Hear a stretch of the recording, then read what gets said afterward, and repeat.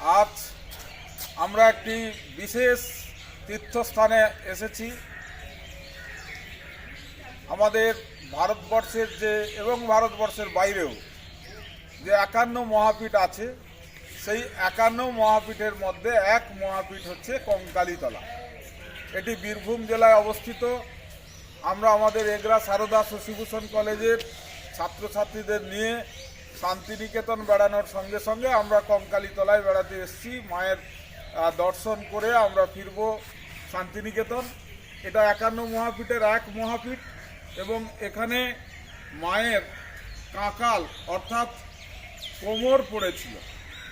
এই কোমর আসলে এখানে আমাদের এই পিছনে একটি কুণ্ড পুকুর আছে, ওই কুণ্ড পুকুরে মায়ের কোমর নিমজ্জিত আছে। এটা সাধারণের ধারণা, প্রত্যেকের ধারণা, ভক্তদের ধারণা।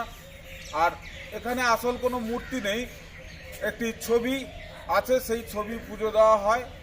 আর যারা তীর্থযাত্রীরা বা মায়ের যারা সাধক তারা আসেন, এখানে আউল বাউল ফকির সারাদিন থাকে, গান বাজনা করে, মন্দিরে পুজো হয় এবং এখানে ছাগ বলি দিয়ে পুজো হয়। সকালবেলা ঢাকির বাদ্যের দ্বারা মায়ের ঘুম ভাঙানো হলো। এছাড়া সারাদিনই পুজো চলে, এখানে বিবাহ হয়। সব মিলিয়ে 51 মহাপীঠের অন্যতম এক মহাপীঠ এবং এটিকে শেষ মহাপীঠ বলা হয়। এখানে রুরু নামক ভৈরব মন্দির আছে।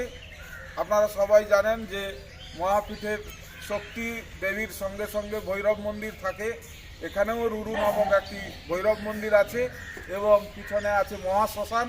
তো সব মিলিয়ে শক্তি সাধনা, ভারতবর্ষের তথা শক্তি সাধনার যে পীঠস্থান বঙ্গভূমি, সেই বঙ্গভূমির একটি মূর্ত শক্তি সাধনার পীঠস্থান হচ্ছে কঙ্কালীতলা।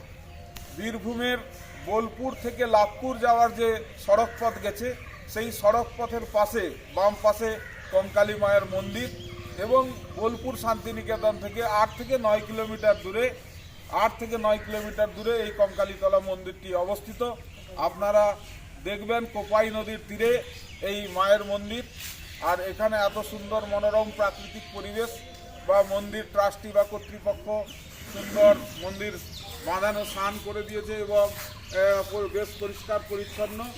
আপনারা যদি কখনো বীরভূম আসেন, শান্তিনিকেতন আসেন, অবশ্যই কঙ্কালী মায়ের এই পীঠস্থান ঘুরে যাবেন, দর্শন করে যাবেন। ধন্যবাদ, সবাই ভালো থাকবেন। একটু ঘুরে নাও দিকে।